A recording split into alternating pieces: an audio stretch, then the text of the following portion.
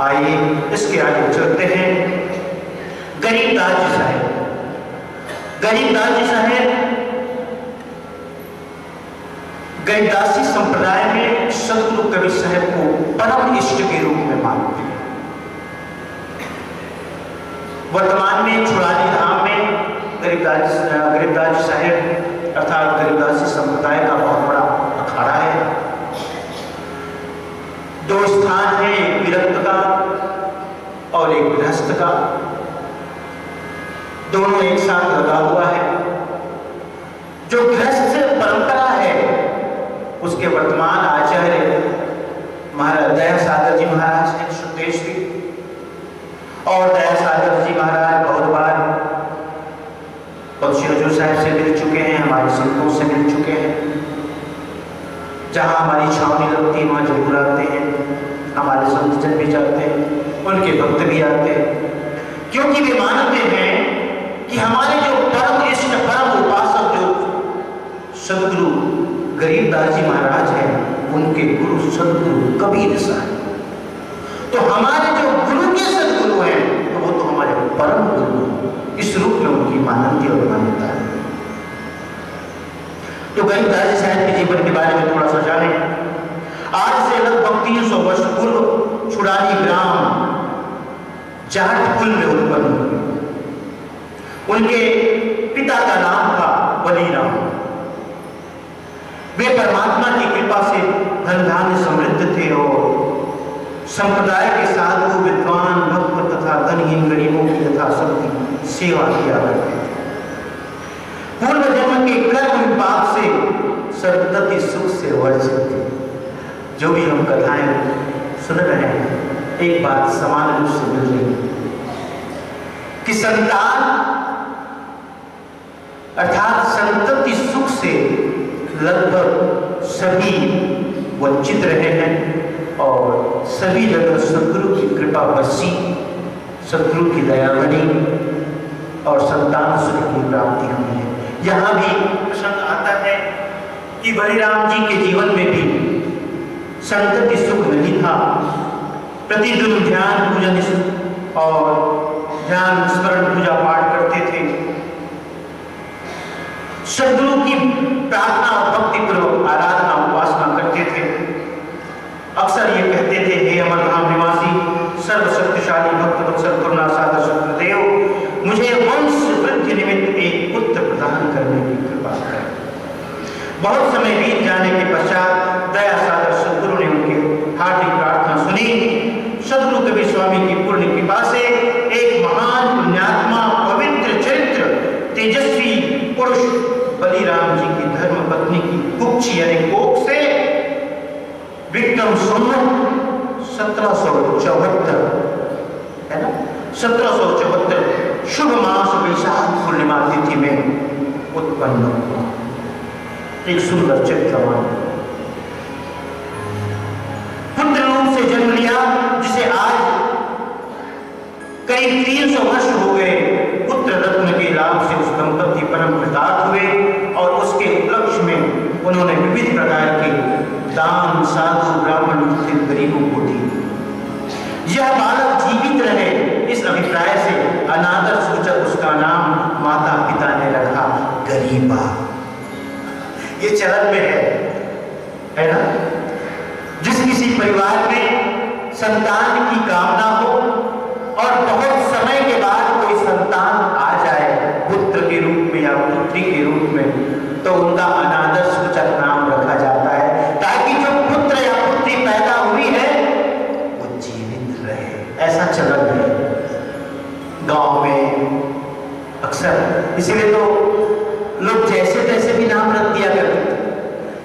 पहले के नाम सुनो तो जैसे ढोढ़ा पटवारी कुछ भी, खखरा भूसा कुछ भी, पैरा भूसा जो भी कुछ भी रखते थे, ताकि जो पुत्र या पुत्री आई है वो जीवित रहे। माता पिता ने सोचा सदगुरु की कृपा से बड़े दिनों के बाद पुत्र रत्न की प्राप्ति हुई है, तो उसका भी अनादर सूचक नाम रख दिया गरीबा। गरीबा कहते हैं, गरीबा नाम उसका रखा गया। 5 वर्ष की अवस्था जन्म के पुण्योदय होने से सदगुरु कबीर स्वामी, सदगुरु कबीर साहब का विनय, हाँ, 5 वर्ष की उम्र में ही गरीबा पूर्व जन्मों के कर्मों के परिपाक से कहें या अच्छे संस्कारों से वो 5 वर्ष की उम्र में ही भजन के पद रचने लगे। साहिब की स्तुति में, विनय में कोई ना कोई पद की रचना करते, भजन की रचना करते। जब वे पद की रचना करते थे तो कभी कभी उसके चरण जो है ना पूरे बनते नहीं थे। जैसे जब कोई भजन बनाया जाता है भाई तो उसमें मात्राएं होती है, लघु, दीर्घ, है ना। हाँ, जैसे साखी जब हम बोलते हैं तो साखी में भी मात्रा होगी। पहला जो चरण होता है उसमें 11, बाद में 13, फिर से 11, फिर से 13, फिर तुकबंदी भी मिलानी पड़ती है। तो कहते हैं 5 वर्ष की अवस्था में ही उनको यह गुण मिल गया था, यह शक्ति मिल गई थी कि पदों की रचना करते थे, लेकिन पद रचना हो नहीं पाती थी। कहीं ना कहीं नियम भंग हो जाता था, छंद भंग हो जाता था। एक दिन उन्होंने संकल्प किया, जब छंदबद्ध नहीं हुआ तो उन्होंने संकल्प किया कि जब तक भजन का छंदबद्ध नहीं होगा, चरणबद्ध नहीं होगा, मैं अन्न ग्रहण नहीं करूंगा। 3 दिनों तक, बहुत दिनों तक जल पर ही रहा, अनशन किया। गरीबदास जी के जो माता पिता थे वे बहुत प्रकार से उनको समझाते रहे, मनाते रहे कि बेटा ऐसा मत करो, भोजन ग्रहण करो, लेकिन उनका संकल्प प्रबल था, वे अपने निश्चय से डिगे नहीं। दूसरी कथा यह भी है कि गरीबदास जी अपने मित्रों के साथ गाय चराने भी जाया करते थे। शायद उनके घर में गाय भैंस, है ना, पशु रहा हो, तो गाय चराने जाते थे। तो अपने मित्रों के साथ एक दिन गाय चराने जब गए और व्रत लिया हुआ है अनशन, अर्थात कि जब तक वह भजन का पद पूरा नहीं होगा मैं अन्न ग्रहण नहीं करूंगा। और इसी बीच में वो गाय चराने चले गए। सदगुरु कबीर साहब अंतर्यामी में थे, बेचान गए। उसने कहा छोटा सा बात और इतना बड़ा निश्चय किया हुआ है। 3 दिन उपवास के हो गए, उसके शरीर की कांति क्षीण होने लगी, शक्ति कमजोर होने लगी। सदगुरु कबीर साहब दीन वत्सल, भक्त वत्सल, दया सागर आकाश मंडल से एक साधु के सामान्य रूप में अवतरित हुए, है ना। जहां वे गाय चराते थे वहीं प्रकट हो गए। तो जब जहां प्रकट हुए तो उनके और भी बहुत सारे साथी थे। सब लोगों ने देखा कि अरे अचानक कोई संत आया, प्रणाम बंदगी किए। और सदगुरु गुरु गरीबदास जी साहब कहते हैं कि गरीबदास जी साहब ने फिर जो अपने कंधे पे कंबल रखते थे ओढ़ने के लिए, उसे चपोत करके फोल्ड करके साहब के लिए आसन बिछा दिया, साहब को बिठा दी। बिठाने के बाद उनकी सेवा की, जो बन पाया। अब गाय चराने गए तो वहां क्या सेवा करते, लेकिन उसके मन में एक सवाल आया गरीबदास जी की, क्योंकि साहब के बारे में सुन रखे थे कि अचानक संत रूप में आगमन हुआ है। सदगुरु कबीर साहब तो नहीं, क्या कोई दूसरे संत? ये सदगुरु कबीर साहब नहीं कि कोई दूसरे? अचानक इनका प्रकट होना उनके मन में संदेह पैदा किया। फिर सदगुरु कबीर साहब ने उनसे कहा कि देखो भाई, अन्न जल ग्रहण किए बिना कोई शरीर धारण नहीं कर सकता, इसलिए आप अन्न जल ग्रहण करें। तो कबीर साहब अब क्या करते, वहां जंगल था, तो जंगल के बीच में गायें थी, बछड़े थे। हाँ, तो एक कथा एक बीच में और आती है। कहते हैं कि जब सदगुरु कबीर साहब को उन्होंने आसन में विराजित किया तो सबने पूछा कि आप कुछ ग्रहण कीजिए। कबीर साहब ने कहा कि भाई मैं तो अन्न जल ग्रहण नहीं करता, लेकिन अगर तुम्हारा भाव है कि मैं कुछ ग्रहण करूं तो कोई 7 दिन की जो गोवत्सा है, बच्चिया है, उसे ले आओ। कहते हैं कि गरीबदास जी को संदेह तो हो ही गया था कि अचानक इनका प्रकट होना कबीर साहब हैं कि कोई दूसरे। अब उसके बाद यह सुनना कि मैं अन्न जल ग्रहण नहीं करता, तो फिर से थोड़ा संदेह हुआ कि कबीर साहब हैं कि कोई और है। और उन्होंने कहा कि कोई गोवत्सा लाओ जो 7 दिन की जन्मी हुई हो। तो कहते हैं कि गरीबदास जी ने परीक्षा के लिए एक नहीं लाई, जो उनके साथी की और भी गायें थी, उनके बछड़े थे, वो सब ले आए, यह देखने के लिए कि कबीर साहब हैं कि दूसरे हैं।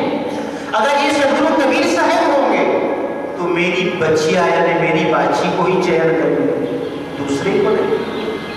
फिर सदगुरु कबीर साहब गरीबदास जी साहब के गाय की जो बच्चिया थी उसके पीठ पर उन्होंने हाथ रखा, जो भी उस पर पीठ पर हाथ रखा और उनसे कहा भाई कि देखो इसके थन के नीचे कोई पात्र लगाओ। साहब ने हाथ रखा, थन से दूध निश्चित होने लगा, पूरा पात्र भर गया। और फिर बाद में सदगुरु कबीर साहब ने सभी बच्चों को जो उनके साथी थे सबको पिलाया। गरीबदास जी को भी कहा कि भाई तुम भी पी लो, तुम भी 3 दिन से कुछ खाए नहीं हो। तो उन्हें अभी भी थोड़ा सा संदेह था, भ्रम था कि पता नहीं कोई जादूगर हो, मंत्र तंत्र जानने वाला हो, मुझे दूध पिला देगा और अपने आश्रित कर ले, अपने वश में कर ले, और जब अपने वश में कर लेगा तो मैं सदगुरु कबीर साहब की भक्ति से विमुख हो जाऊंगा।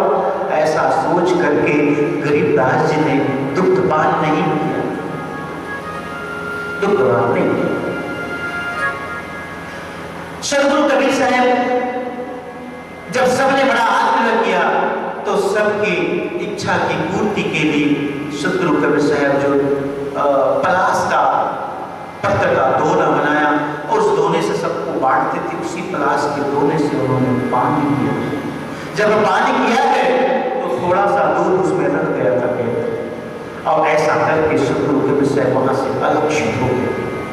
अलक्षित हो गए तब उसे पक्का भरोसा हो गया कि यह जो सामान्य वेश में संत के आए थे वह कोई नहीं, सदगुरु कबीर साहब है, सदगुरु कबीर साहब है। और सदगुरु कबीर साहब है यह जहां उन्हें भरोसा हुआ तो उन्होंने अपने हिस्से का भी दूध पी लिया और सदगुरु कबीर साहब ने जो प्रसाद स्वरूप में दूध छोड़ा था उसे भी उसने ग्रहण कर लिया। जो भी उसने सदगुरु कबीर साहब के प्रसाद को ग्रहण किया, सर्व सिद्धियों से, सब ज्ञान से परिपूर्ण हो गया, सदगुरु की शक्ति से परिपूर्ण हो गया। और जो भजन का पद पूरा नहीं होता था उस पद को पूरा करने के लिए, उस छंद को पूरा करने के लिए, उस चरण को पूरा करने के लिए उन्होंने जो अनशन का संकल्प लिया था, कहते हैं अपने आप उनके मुख से फिर पद निश्चित होने लगे, पद बनने लगे अपने आप। इस सदगुरु की कृपा थी, ये सदगुरु की कृपा। कहते हैं दादू पद थी कोई संत है जो रहा गरीबदास जी के पास, उन्होंने ही गरीबदास जी साहब के जो मुख से निकलने वाली वाणी थी, उपदेश था, उसको संकलित किया और थोड़ा नहीं लगभग 24,000 वाणी उनकी निकली। उन्होंने अपने जीवन काल में 24,000 वाणी बोली और उस पूरे 24,000 वाणियों का संग्रह ही इस समय ग्रंथ साहिब के नाम से जाना जाता है, जो गरीबदासी संप्रदाय में उस ग्रंथ साहिब को बहुत ही सम्मान दिया जाता है, उसकी पूजा की जाती है। और जैसे सिख पंथ में गुरु ग्रंथ साहिब को जिस तरह मान मिला है, वही मान गरीबदासी संप्रदाय में गरीबदास साहब की वाणी को प्राप्त है, ग्रंथ को प्राप्त है। उस ग्रंथ को ऐसे चौवर डुलाया जाता है, उसकी सेवा की जाती है। प्यारे भक्तजनों, फिर कहते हैं कि सतगुरु कबीर साहब वहां से जब अलक्षित हुए तो अयोध्या के निकट एक तालाब, एक सरोवर के पास साहब आए, वहां प्रकट हुए। गरीबदास जी ने फिर से अनुनय विनय किया, और जब अनुनय विनय किया तो साहब ने कहा कि देखो, मैं बार बार नहीं आऊंगा, बार बार तो मैं दर्शन नहीं दूंगा, लेकिन मेरा आशीर्वाद तुम्हें हमेशा तुम्हारे साथ है। और जब सद्गुरु का आशीर्वाद उन्हें प्राप्त हुआ तो वो महासमाधि में लीन हो गए। महासमाधि में जब लीन हो गए तो लोगों ने, और ये जो बच्चे उनके साथ जो गए थे गौ चराने के लिए, उन लोगों ने गांव में आकर के खबर दी कि गरीबदास जी तो मर गए। जब वो महासमाधि में लीन हो गए तो उनके मित्रों ने, साथियों ने आकर के घर में खबर दी कि वो तो मर गए गरीबदास जी। परिवार वाले दौड़े दौड़े गए, बंधु बांधव दौड़े दौड़े गए, सबने देखा कि वो तो महासमाधि में लीन है, उन्होंने अपने सांसों को रोक रखा है। लोगों को तो लगा इनका इनके प्राण निकल गए, क्योंकि सांस रुक गई है तो प्राण निकल गए। अब तो अग्नि संस्कार की तैयारी होने लगी, चिता की तैयारी होने लगी, लकड़ियां इकट्ठी की गई और लकड़ियों की इकट्ठा होने के बाद उनके शव को, यानी उनके शरीर को सौदा करें, उनके शरीर को लकड़ी के ऊपर रखने के लिए, चिता के ऊपर रखने के लिए सब तैयार ही थे कि फिर से सतगुरु कबीर साहब दर्शन दिए। और दर्शन दे करके उन जो महासमाधि में लीन थे, अर्थात उनकी जो प्राण ब्रह्मांड में चढ़ गए थे, उन प्राण को फिर से सतगुरु ने अपने हाथों के स्पर्श से उतारा, उसे सजीवन किया, उसे उन्होंने सजीवन किया। इस तरह गरीबदास जी साहब का जीवन काम पढ़ने को मिलता है। थोड़ी सी उनकी वाणी को देखें जो उन्होंने कबीर साहब के लिए कहा, उसके बाद फिर आगे का प्रसंग। लोक अलोक चाहूं नहीं, इच्छा नहीं अजूक, अजनी आदि कबीर के चरण कमल की हो। देखो साहब ने, गरीबदास साहब ने क्या महिमा दी सतगुरु, चरण कमल की भूख कहते हैं। मुझे न लोक चाहिए न आलोक चाहिए, और मुझे किसी प्रकार की कोई इच्छा नहीं, मुझे तो सिर्फ एक ही इच्छा है कि मैं सतगुरु कबीर साहब के चरणों में लिपटा रहूं। अविगत कहो अजनी कहो, अजनी अविगत एक, भक्ति हेत के कारण चोले धरे अने। ये साहब के बारे में कहते, चाहे उसे अजनी कहो चाहे अविगत कहो, बात एक ही है, लेकिन एक बात कह दो, भक्ति की रक्षा के लिए, एक भक्त के भक्ति की रक्षा करने के लिए शत्रु बार बार शरीर अर्थात बार बार इस जगत में आते रहते। कस्तूरी नाम कबीर है, बिन छेड़े महाकंत, आदि अंत की कहत है, पटतर कोई न संत। अरे सतगुरु कबीर साहब तो कस्तूरी के समान है, जैसे कस्तूरी किसी के पास भी रहे, वो मात्र कस्तूरी रखने वाले को ही सुगंध नहीं मिलती, आसपास जो भी खड़े रहते हैं पास में हैं, सबको कस्तूरी की सुगंध मिलती है। ऐसे ही सतगुरु कस्तूरी के समान है। वे जहां भी होते हैं, कोई भी हो, अमीर हो गरीब हो, छोटा हो बड़ा हो, साधु हो संत हो, राजा हो रंग हो, सबको उसके ज्ञान की खुशबू, ज्ञान की सुगंध प्राप्त। शब्द से